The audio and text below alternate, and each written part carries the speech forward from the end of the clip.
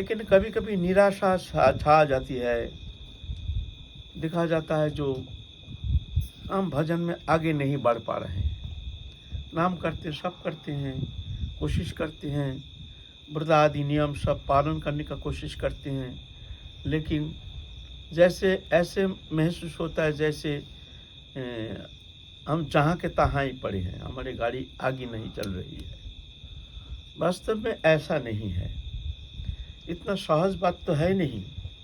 संसारी सुख भोग के लिए, सुख प्राप्ति के लिए सुखेच्छा लेकर के मनुष्य देखो अनित्य ये संसार सुख है नहीं, फिर भी थोड़ा सा सुख प्राप्ति के लिए देखो कितना कुछ कोशिश करते हैं। समस्त जीवन को संसार के सुख के लिए, अपने स्त्री पुत्र कुटुंब आदि के सुख के लिए, अपने शरीर विषयक सुख के लिए कितना कोशिश करते हैं, फिर भी सुख प्राप्ति नहीं होती है। फिर भी आशा छोड़ता नहीं है। और वो दिव्य चिन्मय दिव्य आनंद, अखंड आनंद सिंधु, जिस सिंधु के एक बूंद अगर कोई भाग्यवान साधक के लिए प्राप्ति हो जाती है तो अनंत कोटि ब्रह्मांड के समस्त सुख समृद्धि फीका पड़ जाता है। ऐसा कोई जागतिक दृश्यमान वस्तु पदार्थ है नहीं जो कि उनके मन को किंचित समय के लिए बहलाने के लिए समर्थ हो सकता है। ऐसा कोई जगत में कोई वस्तु है ही नहीं, जगत में ऐसा कोई प्रियता है ही नहीं जो उनके मन को प्रभावित कर सकती है। ऐसा कोई प्रियता है नहीं, ऐसा कोई भोग्य पदार्थ है नहीं, ऐसा कोई आनंददायक पदार्थ नहीं है जो उस प्रेम रस की एक छटा के साथ थोड़ा सा तुलना किया जाए, कंपेयर किया जाए, उसके साथ कोई कंपेयर होता नहीं है। इसके अतीत वस्तु, वो वस्तु तुम प्राप्त करना चाहते हो एकदम इतना सहज, दो फेरा माला करके ही हम एकदम वो वस्तु प्राप्त करना चाहते हैं। अगर उसमें हुआ नहीं, मिला नहीं तो बस निराशा छा जाती है। बस ये तो शायद इस जीवन में कुछ होने वाला नहीं है, तो क्या करें, चलो जैसे हैं घर में ही चलो, घर में जा कर के ही भजन करेंगे। स्त्री पुत्र कुटुंब लेकर के जैसे रहते थे, ऐसे बहुतों हैं, बहुत हम देखे हैं। सब छोड़ छाड़ के आ गए हैं ब्रज में, राधा कुंड में घर लेकर के, घर बना करके, जो भी कुछ पैसा संग्रह करके ला करके जो यहाँ पर हरिभजन के लिए ही समस्त जीवन समर्पित हो करके, राधा रानी के चरण कमल में समर्पित हो करके हम दिन व्यतीत करेंगे। बस कोई कर्म भी बाकी नहीं रह गया है, सब समाप्त करके आए हैं, ऐसा कोई अभाव भी नहीं है। लेकिन ना, फिर भी वो निराशा बहुतों यहाँ घर छोड़ करके फिर जाके अपने गृहस्थ आदि कुटुंब लेकर के फिर ऐसे ही, नहीं यहाँ एकदम मन लगता ही नहीं, चलो वहीं पर अच्छे हैं, ठीक है, ऐसे हो जाता है। इतना सहज है। चाहिए दृढ़ता, मन की निश्चलता। कोई भी विपत्ति आ जाए, कोई भी बाधा आ जाए, भगवान परीक्षा करेंगे, ऐसा थोड़ी है। हम पीछे नहीं हटेंगे, हम मर जाएंगे। हम तो अनंत काल संसार के लिए समर्पित हो करके, इंद्रिय भोग विषय के लिए समर्पित हो करके हमने तो अनंत काल व्यतीत करके आए हैं। लेकिन इस जन्म कुछ मिले चाहे ना मिले, हम राधा रानी के लिए, राधा रानी के चरण में अपने आप को समर्पण करके बस अंतिम काल तक हम इंतजार करेंगे। कुछ मिले चाहे ना मिले, हम पीछे नहीं हटेंगे। चाहे कितने भी दुख आ जाए, कितना भी आदि व्याधि उपाधि कुछ भी आ जाए, कुछ भी विपत्ति आ जाए, हम पीछे नहीं हटेंगे। ऐसे प्रतिज्ञा करके तो अब ना जा करके राधा रानी देखते हैं, नहीं ये निश्चल है, इसका प्रतिज्ञा निश्चल है, इसका संकल्प निश्चल है, समस्त दुख सहन के लिए तैयार है, समस्त कुछ परित्याग करने के लिए तैयार है। ऐसे नहीं जो यहाँ रहने से ही तुमको प्रेम मिल जाएगा। कितना प्रकार परीक्षा आएगी। अगर मान लो ठीक है, कोई आदि व्याधि उपाधि इससे तो मुक्त होकर को भजन कर रहे हैं, ठीक है, माया थोड़ी छोड़ेंगे। फिर आएगी नाना प्रकार ऐश्वर्य, भोगैश्वर्य आएगी। देखेंगे, परीक्षा करेंगे तुम कितना उसमें लिप्त होते हो, कितना तुमको अच्छा लगता है। ऐसा कोई क्या वस्तु है माया के पास? समर्पण देने के लिए तैयार हैं, देखेंगे। फिर उसमें भी मोहित नहीं होता है, नहीं तो फिर आएगी, तो फिर अष्ट सिद्धियां, सब सिद्धियां आएगी। अनिमा लघिमा गरिमा प्राप्ति पराक्रम वशित्ति सिद्ध यत्र कम अवसायित्व अष्ट सिद्धि नमोनिधि, ये सब देंगे। ऐसा थोड़ी है, इतना साहस। परीक्षा में बैठा नहीं, पहली पास मार्क दे दो। अभी लॉकडाउन में जैसे चल रहा है, परीक्षा नहीं, पास, सब पास, ऐसा थोड़ी होता है वहाँ। ये नहीं चलेगा। परीक्षा में बैठना पड़ेगा, देखेंगे, परीक्षा करेंगे, वो वस्तु देंगे, उसके कितना अधिकार योग्यता तुम में कितना है, तुम्हारे अंदर निश्चयता कितना है, तुम्हारे अंदर वो दृढ़ निश्चय कितना है, तुम्हारे अंदर सहनशीलता कितनी है, तुम कितना दुख सहन के लिए तुम तैयार हो, कितनी व्यथा व्याधि, कितना कष्ट तुम सहन करने के तैयार हो, देखेंगे ना, है ना। ऐसा थोड़ी होता है। इसीलिए सबसे तो ये दृढ़ निश्चय करना पड़ेगा, चाहे कुछ भी हो जाए हम पीछे मोड़ के देखेंगे नहीं। पीछे मोड़ना माने जगत के तरफ, जगत के भोग सुख, अपने कुटुंब परिवार आदि जो प्रियता प्रियजन की तरफ। हाँ देखेंगे, ठीक है, ऐसा नहीं है कि उनके विषय में हम उदासीन रहेंगे। एक कर्तव्य कर्म तो हम करेंगे जरूर, लेकिन उनके माया मोह उससे भूल करके हम पीछे मुड़ के नहीं देखेंगे। पीछे मुड़ के फिर हम पीछे नहीं चलेंगे, हम पीछे मुड़ेंगे नहीं किसी अवस्था में। ऐसे दृढ़ प्रतिज्ञ होना पड़ेगा, है ना। ऐसा थोड़ी है। तो पहले बच्चा तो पढ़ना आता नहीं है, लिखना आता नहीं है, पहले हाथ घुमाना पड़ता है। तो पहले साधन अवस्था में साधक को ऐसे ही गुरु प्रदत्त जो भी गुरुदेव आदेश करते हैं तदनुसार उसको दृढ़ता के साथ दृढ़ निश्चय करके हमको साधन करना पड़ेगा। अच्छा लगे या ना लगे, नाम साधनों ध्यान धारणा उपासना जो भी गुरु देते हैं, ऐसा करो, उस निर्देश को अमोघ मान करके सर्वश्रेष्ठ मान करके तुमको उस साधन में तत्पर होना पड़ेगा। इसमें मन लागे या ना लगे उस तरफ ध्यान नहीं देना। मन लगता नहीं, मत लगने दो। ये साधन अवस्था ऐसा होता है ना। साधन तो शुरू होता है निष्ठा के बाद। पहले श्रद्धा, साधु संग, भजन क्रिया, अनर्थ निवृत्ति, फिर निष्ठा। निष्ठा से साधन शुरुआत होता है। जैसे बच्चा पहले पढ़ना नहीं चाहता है, माता पिता धमका करके बैठाता है, बैठो हाथ घुमाओ पढ़ो। बच्चे का मन नहीं लगता, इधर उधर दिखता है तो कहाँ करता है। लेकिन वो ये अभ्यास करते करते जब ऊपर क्लास में उठ जाता है फिर स्वयं ही पढ़ना शुरू कर देता है। फिर आगे जब हायर एजुकेशन लेता है तब तो जैसे मेडिकल साइंस आदि है, इसमें तो 18 घंटा 20 घंटा पढ़ना पड़ता है। तो खुद ही पढ़ता है, जब हमको डॉक्टर बनना है, हमको ऐसे हायर एजुकेशन लेना है, स्वयं पढ़ता है ना। उसको पढ़ने के लिए प्रेरणा देने का कोई आवश्यकता नहीं, वो समझ जाता है हमको पढ़ना बहुत जरूरी है। तो ऐसे ही पहले साधन अवस्था में गुरु प्रदत्त नाम जब ध्यान धरना, उसमें तत्पर होकर निश्चल होकर के वो करना पड़ेगा, करना चाहिए, दिन नहीं रात नहीं लग। किसके लिए? जो सब छोड़ छाड़ के हरि भक्ति ही प्राप्ति जीवन का उद्देश्य मान करके जो ब्रज में आए हैं उनके लिए। गृहस्थ में ठीक है, गृहस्थ भी अच्छा लगता है, भजन भी करना चाहिए, ठीक है, वहाँ भी रह करके करो, कोशिश करो। तो फिर जा करके अनर्थ निवृत्ति के बाद आती है निष्ठा। निष्ठा माने वो किसी भी अवस्था में अपना भजन छोड़ने के लिए तैयार नहीं। अगर कभी कोई कारणवश अपना नियम भजन छूट जाए तो उसको बहुत भारी कष्ट होता है, बहुत भारी पश्चाताप होता है। कभी कभी तो साधक निराहार रहता है, अब भजन ही नहीं करेंगे, हमारा भजन नहीं हुआ। निष्ठा में साधक मानने के लिए तैयार नहीं, किसी अवस्था में अपना भजन छोड़ने के लिए तैयार नहीं। स्वाभाविक, प्रेरणा की आवश्यकता नहीं, शासन की आवश्यकता नहीं, निर्देश की आवश्यकता नहीं, समझाने का आवश्यकता नहीं, स्वयं ही स्वतः ही वो भजन में तत्पर हो जाता है। यह है निष्ठा स्तर। हैं। फिर निष्ठा गाढ़ होने से, गाढ़ हो जाता है, जब गाढ़तर हो जाता है तब होती है रुचि।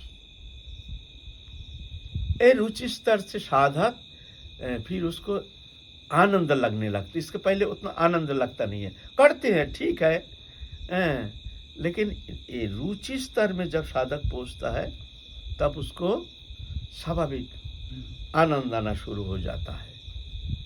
ये रुचि उस समय माने नाम किए बिना अच्छा ही लगता नहीं है। मुख में अखंड नाम, सत्संग में हरि कथा श्रवण कर रहे हैं, जैसे अमृत पान कर रहे हैं। आहा, क्या हरि कथा, हमारे जीवन आज धन्य है, आज हमारे जीवन धन्य है। आहा, हरि कथा सुनने का मौका मिल रहा है।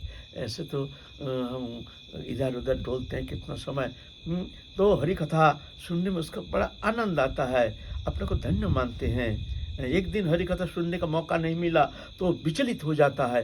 आज तो हमारा हरि कथा श्रवण नहीं किया, कहाँ सत्संग मिलेगा, कहाँ जाऊँ, कम से कम साधु संत के पास उनके सानिध्य में जा कर के थोड़ा सा उनके चरण सानिध्य में बैठ कर के दो ठो हरि कथा लीला कथा श्रवण करके अपने जीवन को धन्य करूँ।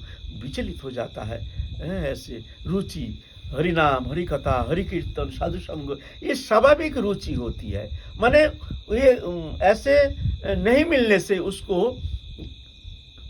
मन में कोई शांति नहीं, जैसे आज हमारा दिन वृथा गया है। एक स्वाभाविक रुचि, हरि कीर्तन करते करते तन्मयता, तल्लीनता, वाग्गदगद, अश्रुधारा, रोमांचो ऐसे होना शुरू हो जाता है, स्वाभाविक। ये रुचि जो है, ये स्वाभाविक होना, ये एक भगवत जीवन में एक शुभ लक्षण है, शुभ संकेत है। जो तुम्हारे लिए शुभ दिन कि अब ये संकेत हो रहा है, अब तुम आगे बढ़ रहे हो। जब तक रुचि नहीं होती है तब तक तुम ये समझ तुम्हारा भजन अभी शुरुआत हुआ नहीं। तो क्या करेंगे? निराशा, तो भजन ना, हम तो पहले ही कह दिए हैं, आशा छोड़ना नहीं। अवश्य कृपा करेंगे, इसी जन्म में कृपा करेंगे और बहुत जल्दी कृपा करेंगे। काय मन वचन से एक एक पल, एक एक क्षण अच्छा लागे ना लागे, भगवत कथा, हरि कथा, नाम कीर्तन, अपने जप तप ध्यान धारणा उपासना स्तप स्तुति वंदना, इसी में ही अपने दिन व्यतीत करनी चाहिए। वृथा जाने के लिए कोई अवकाश देना नहीं चाहिए किसी भी अवस्था में, है ना, लगे रहना है। जैसे किसी का कोई व्याधि हो गया, बुखार हो गया, निमोनिया हो गया, कुछ और व्याधि हो गया, कोरोना हो गया, तो व्याधि निरामय हो गया, व्याधि अब हमारा गया, उसका क्या लक्षण है? कौन सा लक्षण के द्वारा हम जानेंगे अब हम स्वस्थ हो गए? कभी कभी मतलब टाइफाइड हो गया, कुछ कठिन व्याधि हो गया, कभी कभी देखा जाता है व्याधि डॉक्टर ने दवा दिया, ठीक तो हो गया, बुखार तो है नहीं, लेकिन नहीं, शरीर में स्वस्थता नहीं, मुंह में खाने का रुचि नहीं, तो समझना चाहिए तुम्हारे व्याधि अभी भीतर है, अभी गया नहीं पूर्ण रूप से। व्याधि पूर्ण रूप से नष्ट होने का लक्षण है खाने में रुचि होगी। एक कोरोना में भी, कोरोना अगर रहेगा ना, कोरोना में तब पहला लक्षण है तो 3-4 दिन अगर बुखार नहीं आया तो समझ लेना बुखार गया, फिर भी थोड़ा सा असर रहता है। खाने में रुचि होनी चाहिए। कोरोना जब तक रहेगा तब तक खाने में एकदम रुचिहीन, रुचि होगी नहीं, तो ये खाने में रुचि, तो समझना तुम्हारा व्याधि अब निरामय हो गया, मानने तुम व्याधि मुक्त तो हो रहे हो। खाने में रुचि होनी चाहिए। जब तक रुचि नहीं तो समझना अभी व्याधि मुक्त तो नहीं है, अभी भीतर में कुछ असर रह गया है ना? ऐसा है ना? ऐसा ही ये भव व्याधि, संसार, ये संसार चक्र में हम अनादिकाल से घूम रहे हैं, ये भव व्याधि लगा हुआ है हमारे भीतर, व्याधि। हैं। तो व्याधि निरामय हो रहा, उसका लक्षण क्या है?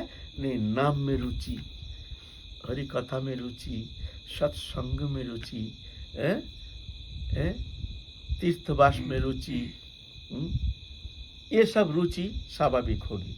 अगर ऐसी रुचि आ गई तो समझना अब तुम्हारा भव व्याधि नष्ट होने वाला है, अब तुम्हारा बीमार है ये जो अब नष्ट हो रहा है, ये समझ लेना। जब तक हमारी रुचि नहीं तब तक समझना व्याधि भीतर है, भव व्याधि। भव व्याधि माने, भव माने क्या है?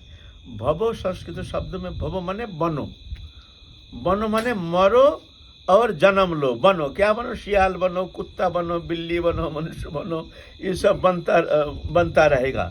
जब तक ये भव व्याधि है तब तक ये जन्म मृत्यु चक्र से उसकी मुक्ति नहीं, इसको कहते हैं भव व्याधि। भव माने बनने का। ये जो जीव जगत 84 लाख जोनि में जो शरीर बदल बदल करके नए नए शरीर धारण करके संस्कार कर्म अनुसार जो भोगता है, इसको कहते हैं भव व्याधि।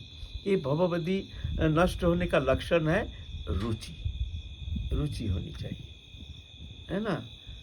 तो ये रुचि होना जरूरी है। ये जब निरापराध हो करके नाम करते करते साधु संग में रह करके उत्तम है। ब्रजवास, ब्रज में अगर रह करके निरापराध से व्यवहारिक जीवन से दूर रह करके भोगी लोगों के संग से दूर रह करके, विषयी लोगों से दूर रह करके, विषय वार्ता से दूर रह करके एकांत में साधु संग में रह करके हरि भजन करते हैं तो बहुत जल्दी उसका भव व्याधि नष्ट हो करके रुचि स्तर में पहुंच जाता है।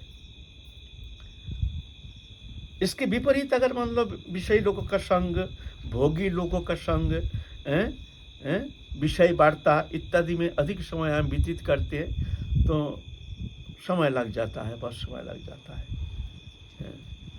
तो ये जो रुचि जब होती है तो पहले है वस्तु वैशिष्ट अपेक्षिणी और एक है वस्तु वैशिष्ट अनपेक्षिणी रुचि। वस्तु वैशिष्ट अपेक्षिणी,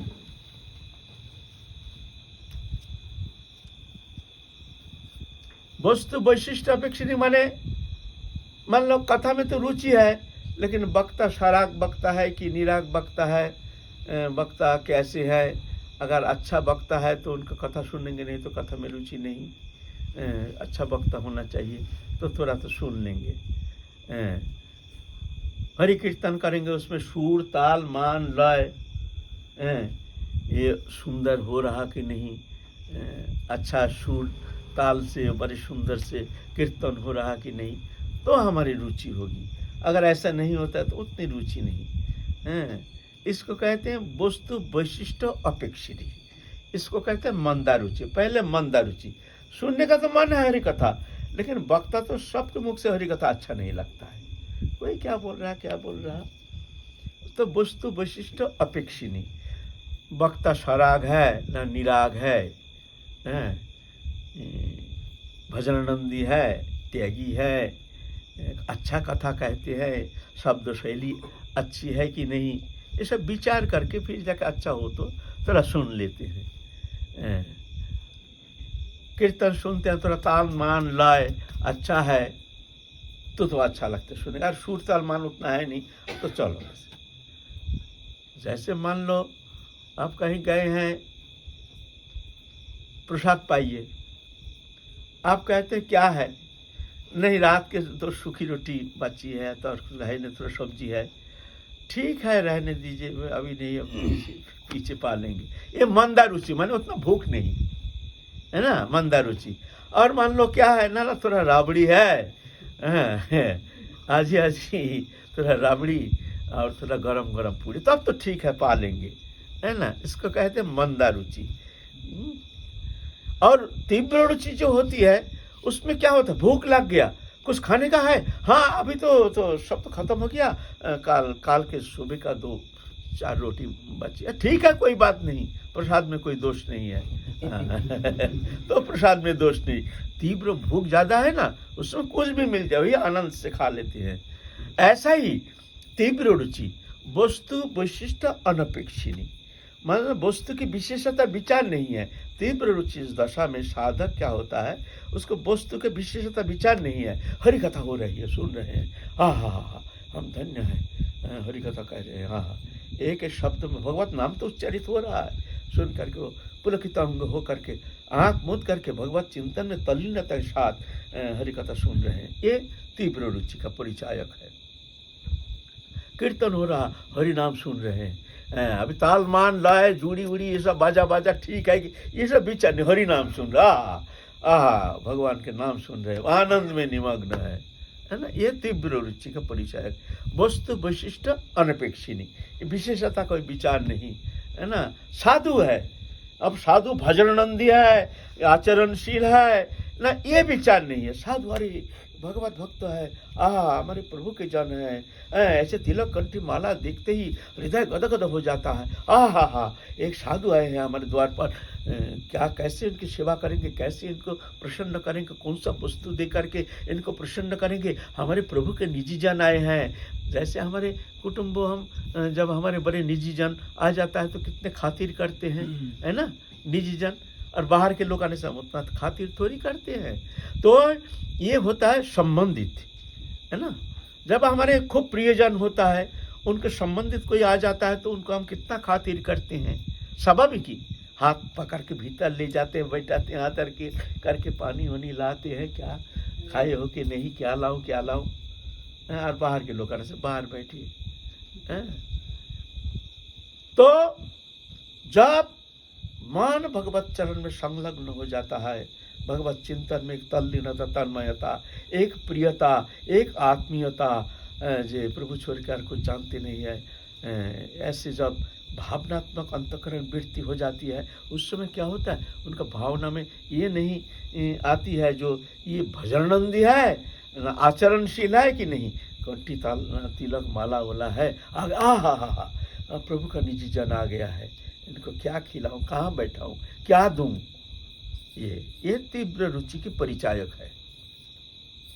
और मंद रुचि आए हैं, भजन कहाँ से आए हैं, कौन सा संप्रदाय का है, ये सब विचार कहाँ रहते हैं, ये सब अगर अच्छा लगे तो फिर थोड़ा सा खातिर करेंगे, नहीं तो अच्छा महाराज फिर आइए, बहुत सुंदर दर्शन हो गया, अच्छा फिर आइए, अच्छा बैठने को तो बात नहीं है, आइए पहले, अच्छा ठीक है महाराज फिर आइए, दर्शन दीजिएगा, ऐसा।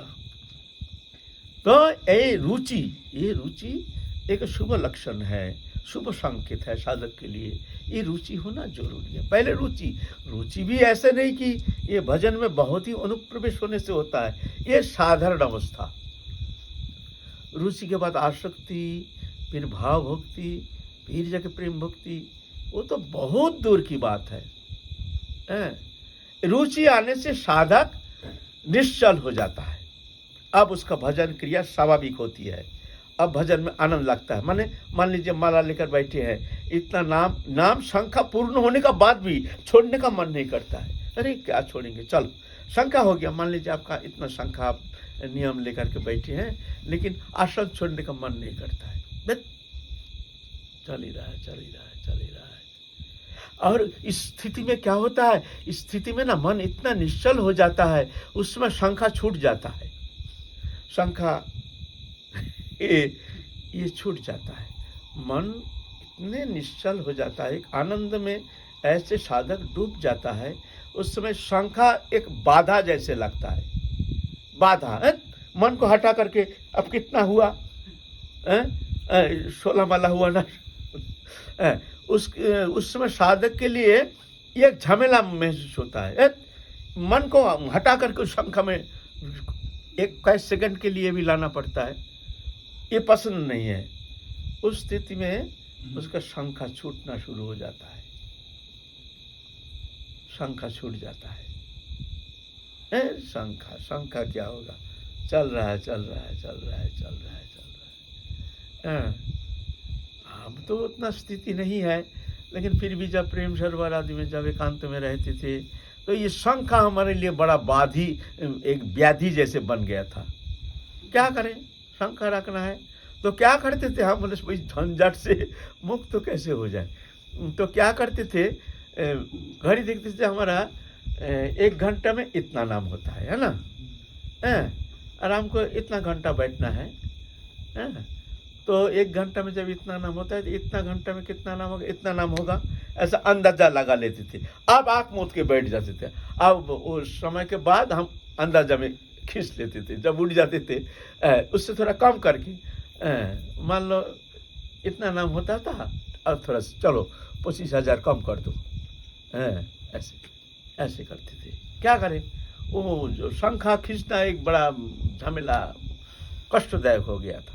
इस स्थिति में साधक शंखा छूट जाता है, शंखा छूट जाता है, एकदम आँख मूंद करके हरि नाम में गदगद चित्त हो करके, नाम में एक तल्लीनता, एक तन्मयता, एक आनंद के स्रोत हृदय ग्रंथि में, जैसे हृदय में ध्वनित हो रही है वो नाम, वो चिंतन ऐसे हो जाता है। रुचि स्तर में ऐसा होता है। रुचि स्तर कैसे है, जैसे मान लो रात्रि है, रात्रि आपके मान लो घड़ी उड़ी है नहीं, अंधकार रात्रि है, तो आप प्रभात होने में कितना देरी है हम कैसे जानेंगे? ना पूर्व दिशा में लाल हो जाता है, अंधकार है, कुछ दिखता नहीं है, लेकिन आप ख्याल करेंगे तो दिखता है लाल आभा। तो आप ये जान जाते हैं ना, आप प्रभात होने वाला है, ज़्यादा देर है नहीं।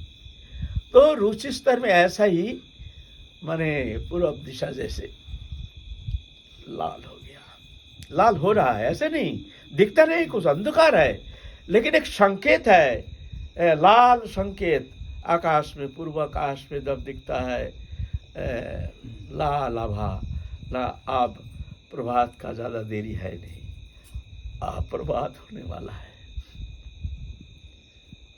आनंद आता है जब प्रभात अब होने वाला है। रुचि स्तर में ऐसे लाल आभा जैसे, अंधकार है, कुछ दिखता नहीं है, लेकिन संकेत आप प्रभात होने वाला है।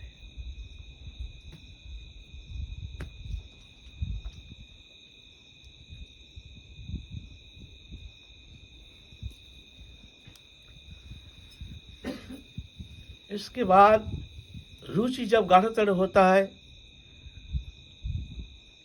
तब होता है आसक्ति दशा। इस दशा का वर्णन हम पहले भी किए हैं, फिर भी साधक को पुनः पुनः इस विषय में थोड़ा सा अनुप्रवेश के लिए, और अच्छा भी लगता है, थोड़ा सा सुनने में भी अच्छा लगता है।